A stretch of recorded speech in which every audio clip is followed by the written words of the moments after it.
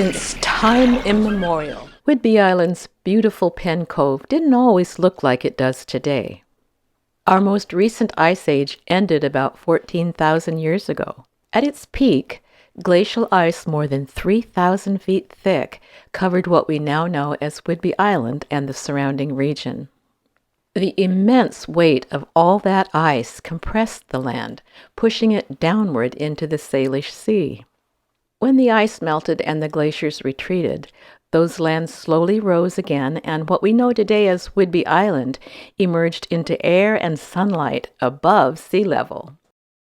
Wave-cut terraces of those ancient shorelines remain as evidence of the island's rebound. Experts believe that the first people here came following the mammoths into a semi-arid post-glacial landscape of tundra and scrub vegetation. The oldest evidence of human habitation, Clovis-style spear points, found near Eby's Prairie, were left there more than 12,000 years ago. Anecdotal evidence indicates that green breaks in Columbian mammoth bones, referring to bones broken after an animal has died, when it was prepared as meat, have been discovered on our beaches and at the base of shoreline bluffs. After the mammoth, the archaeological record indicates an abundant food supply existed here. Numerous mammals, including deer, elk, and bear, lived here and were hunted. Ducks and geese were also taken with nets and arrows. Ancient shell middens, food refuse piles made up of bones and shells, show that the oldest, deepest layers of midden are mostly made up of larger mammal remains. Over time, those mammal remains give way almost exclusively to shells and other evidence of sea life, readily available as the prime source of nutrition.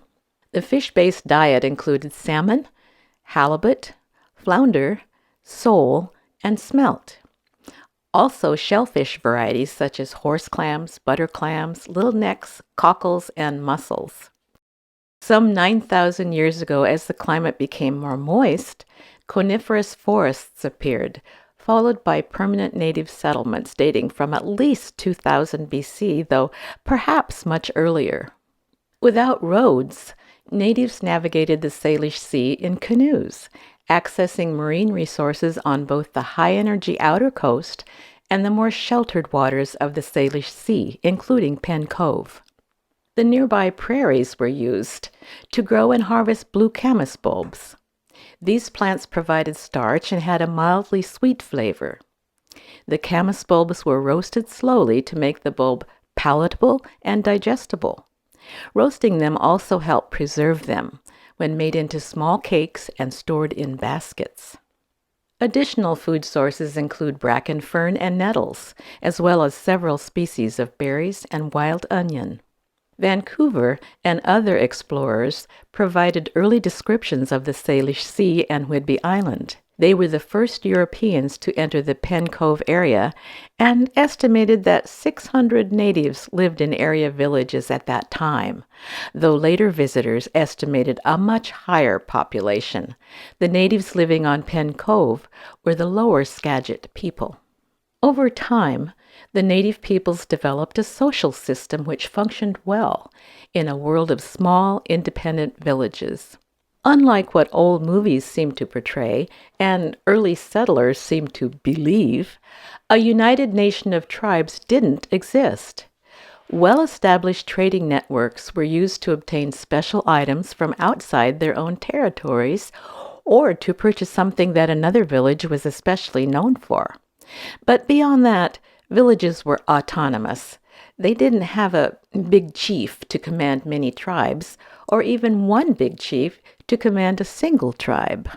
Various leaders served as chief in the areas they were skilled in and respected for. One person might be a war chief because he was a fierce warrior and strategist.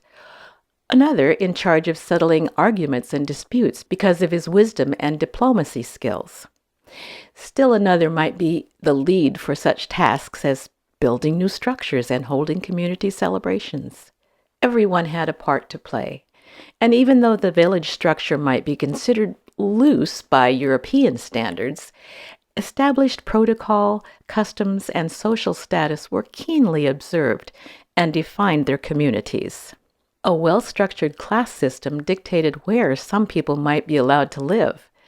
An elite class, or good people as referred to by Skagit sources, would be those of pure Skagit ancestry.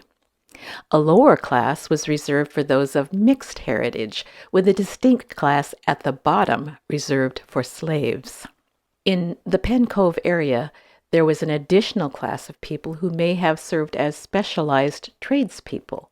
Their name translates into taken person, but their status was clearly higher than slaves. Unlike slaves, they were allowed to marry up to improve their prospects. Snakelam Point on Whidbey Island, because of its high caste status, was where the elite class lived. They were descendants of the original Skagit and those considered to be of pure Skagit lineage. 3 families lived in the main longhouse at Snakelam Point. Nearby lived a specialized hunter group of intermediate caste. If one of the upper-class tribesmen from the main house wanted to go hunting, he'd arrange for a hunter to accompany him. Duhchuba Alchad. This was the lower Skagit name for what is now known as Snakelam Point. The point was named after Chief Snetlin's grandson, known to locals as Charlie Snakelam. Mr. Snakelam passed away in 1934, the last of the lower Skagit people to live and die at that site. Another important Skagit leader, Goliah, signed the Point Elliott Treaty on behalf of the lower Skagit people in 1855, restating and maintaining the tribe's ancestral rights to fish here forever. The lower Skagit people are now a part of the Swinomish Indian tribal community in Laconner, Washington. The village at Snakelam Point was defended with earthenworks, stockade fences, and slit trenches to serve against raids from marauding northern tribes like the Tlingit or Haida. Even so, the main longhouse was burnt during one of these raids. The rebuilt longhouse was used into the early 20th century as a gathering place and ceremonial structure for Skagit families. As time passed, Snetlin's descendants spread to the west, starting other villages along the south shores of Pen Cove. The site of present-day Coopville was prized for prolific smelt runs. Longhouses lined the shore, but were apparently removed by settlers in the construction of present-day Coopville. Chaqualat. Across the water near present-day Monroe Landing was a permanent Skagit village with a longhouse and a cemetery behind. It was an important site for horse clam harvest, as well as the home of another of the Point Elliott Treaty signers, a Skagit leader by the name of Qualetub. Just to the west, on what is now called Fossil Beach, was another permanent village featuring a single longhouse that survived into the 20th century. A son of the founder, known to locals as Billy Barlow, lived there and held the last potlatch there in 1904. This was the site of many burials as well. An established trail ran from Pen Cove to today's Fort Casey area. Just as later, in the days of the Triangle of Fire, with its concrete forts and huge gun emplacements, the bluffs at Fort Casey were once used by the Skagits as lookouts for enemy raiders. In later years, when raids from the north began to happen with more regularity, runners were trained to sprint from Snakelam Point along the beach to Fort Casey to watch for raiders and then report back.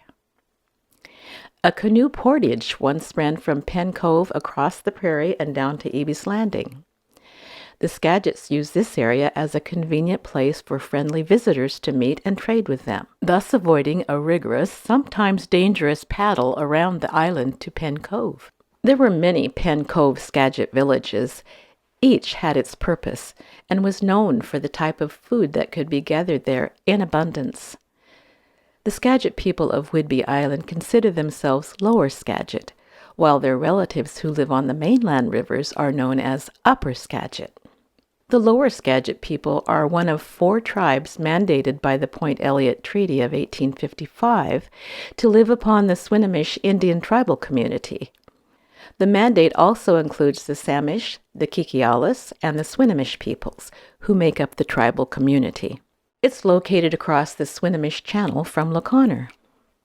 Many early settlers believed indigenous homelands throughout the country were not owned or fully utilized by anyone.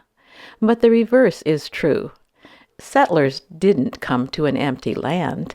The areas represented and connected by the Salish Sea and beyond thrived as unique civilizations since time immemorial, time before writing or even before memory, teeming with established villages, art, and culture, as well as sophisticated methods of hunting, fishing, and surviving on land and water. Today's Lower Skagit people still fish, still wrest a living from the same waters as did their parents, grandparents, and great-grandparents, extending back to the beginning of human time. And they will fish here forever.